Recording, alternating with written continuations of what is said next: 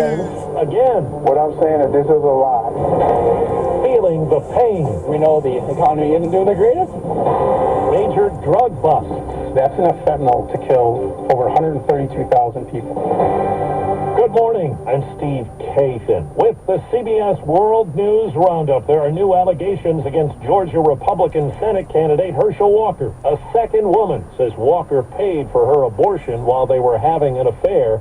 CBS's Nicole Killian says Walker, who publicly opposes abortion, denies it. I'm not going to stop. This seat is too important. GOP Senate nominee Herschel Walker hit the airwaves Wednesday night, hours after its second accuser claimed he pressured her to get an abortion. I'm done with this foolishness. That's not a denial. Attorney Gloria Allred represents the woman who she identified as Jane Doe. He encouraged me to have an abortion and gave me the money to do so. The woman described a 6-year relationship with Walker while he was married and playing in the NFL. She says that in April 1993, she found out she was pregnant and told Walker she couldn't go through with the abortion. He was upset and said that he was going to go back with me to the clinic the next day for me to have the abortion. Herschel Walker is a hypocrite, and he is not fit to be a U.S. Senator. In Pennsylvania, Democratic Senate candidate John Fetterman hit the campaign trail the day after his one and only debate with Republican Mehmet Oz. Doing that debate wasn't exactly easy. You know, having a stroke after five months. In fact, I don't think that's ever been done before in American political history before, actually. Reviews of the debate performance, where he jumbled words and struggled to finish sentences, have been mixed. I'm a stroke survivor, and I think it's incredibly brave that John has stayed in the fight and that he's, met this challenge of his stroke recovery. I don't think he is fit for public office. It does affect what he needs to do for the people. In Nye County, Nevada, election conspiracy theories have led to an unprecedented hand recount of nearly 2,000 mail-in ballots that have come in already. The ACLU tried to block it, arguing results could be made public before most voters cast their ballots. The government says the economy expanded for the first time this year at a 2.6% annual rate for the third quarter. That comes after 2 straight quarterly declines, and as the Fed raises interest rates in a bid to cool inflation.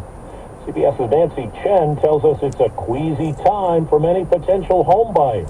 Jessica and Jackie Fasolino have been searching for a house to call their own in northern New Jersey. How much has the housing market changed during your search? Immensely. You can't even compare. After being repeatedly outbid last year, the Fasolinos are now being priced out because of soaring interest rates. So we want to have that home that we can call home that is ours. Rates have more than doubled since the start of the year. Then there's the higher cost of energy. The International Energy Agency predicts today that global demand for every fossil fuel will peak or plateau over the next few decades, and that could cause a more rapid shift to wind, solar, and other alternative sources. The energy crisis triggered in large part by the war in Ukraine. There's word more than 70,000 people have been evacuated from around the strategic city of Kherson as Russia continues its attacks. CBS's Holly Williams has more on an American volunteer who's helping Ukrainian forces and will warn you some of what he says is disturbing. You could hear people fighting to the death with their bare hands. He repeatedly witnessed Russian forces using white phosphorus munitions, Everything it touches just incinerates. including this incident. Probably about 20 or 30 guys burning alive and several gunshots. There's nothing else they do. So a lot of guys have suicide pistols and you hear them scream and then they would say goodbye. Committing suicide with their own pistols. Yes, ma'am. Anybody in the West that asks Ukraine to just do peace talks, they need to go to these villages. They need to see what's been done to these people. It's 4 minutes after the hour. Well, that's today's news. I didn't hear any good news, did you? I didn't think so. I guess it's all about perspective. The glass is half full.